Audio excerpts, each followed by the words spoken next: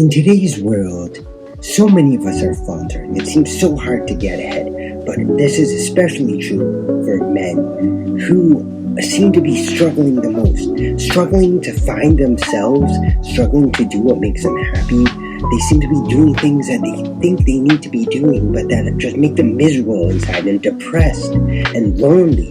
So in today's video, I'm joined by my colleague and friend, Beatrix. We're going to be talking about some ways that men in particular can get ahead in life. And trust me, these days when it's so damn hard to just survive in a lot of cases, getting that little boost, that extra boost to help you thrive in life is essential. So I hope you guys enjoy this. Let me know down below in the comments what you think, or if you have any questions, check out the description for Beatrix's information on her business and what she does. Let's get into it. I used to date men with fancy cars, but guess what?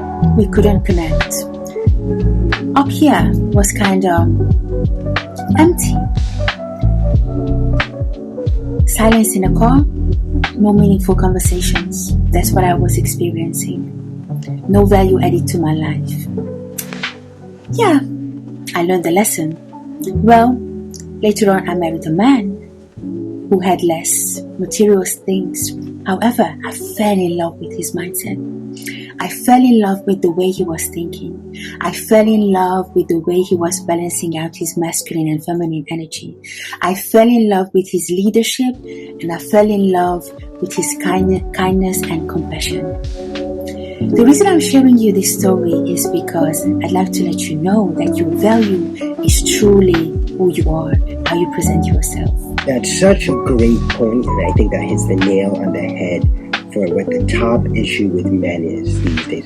And a lot of us, I think, feel obligated to do what society has set out for us, right?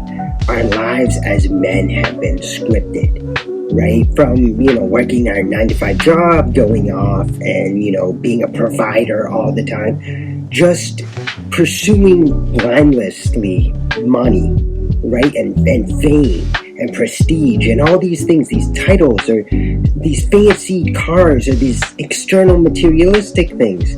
But really, they don't even matter. Like Beatrix said, when she married someone, it was for the mindset and his leadership skills and his compassion, his empathy, not for his materialistic things.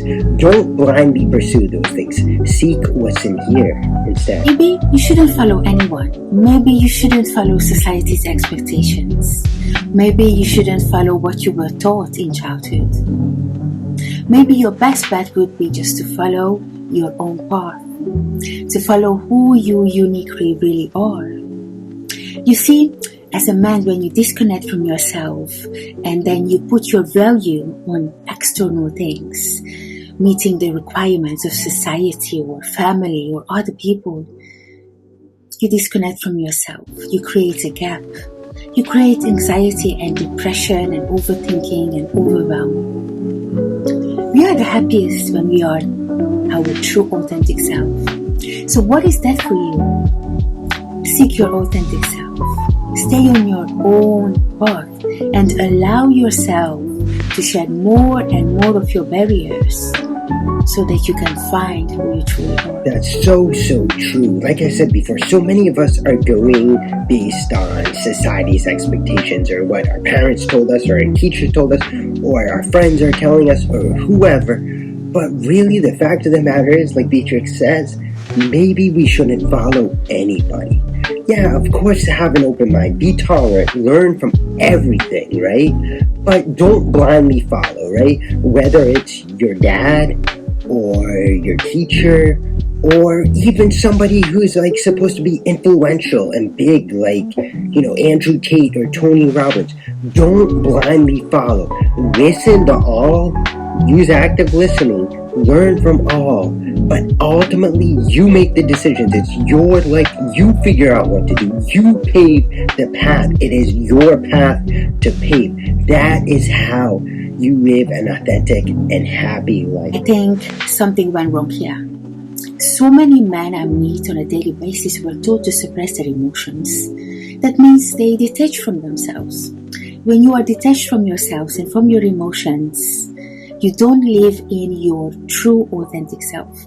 What does that lead to? That leads to all sorts of unease and tension in your body. Well, hear me out. Guess what? Emotional intelligence is the most important thing you can ever learn for your relationships, for connection, which is what we thrive on, right? Yeah. So I think when we grow up, one of our responsibility is to learn emotional intelligence and learn how to balance out the masculine and the feminine energy inside of us. And guess what? A healthy woman does like a man who can step into his femininity because that's safe. When I was in school, I thought it was all about brain power, all about raw intelligence, but absolutely not. As I've grown, as I've learned, as I've developed and evolved, I've realized that emotional intelligence is literally the most important thing in life. If we have that, we literally can master life itself. I also really like what Beatrix said at the end about feminine and masculine energy and how a complete authentic man is going to have both. So often in society today, and I think it perhaps has always been like this a little bit, but men are afraid to show any signs of femininity. They just want to seem like macho men, like tough guys. They're the providers. That's it. They're the men. This is just going to lead to suffering, right? Pain, anxiety, overthinking, like Beatrix says. Don't do that. We need to balance the two, right? Because they're in us. We can't repress one and force the other one. That's just not natural. I always love collaborating with others because it helps broaden my mindset as well. And this is true for both colleagues and just general viewers and people who comment on my posts. It always just gets me thinking, and I think that's the most powerful thing we can do in life, is just really think for ourselves. Don't follow the path society laid out for us. Think for ourselves and determine what we want to do. But guys, let me know in the comments what you think about any of the points mentioned in the video, and let me know if you'd like anything elaborated on. And just to reiterate, Beatrix's information is in the description. Don't hesitate to reach out to either her or I if you have any questions or concerns, or would like to talk more personally about any of these topics. Alright guys, until the next video though, hang in there, hang tough.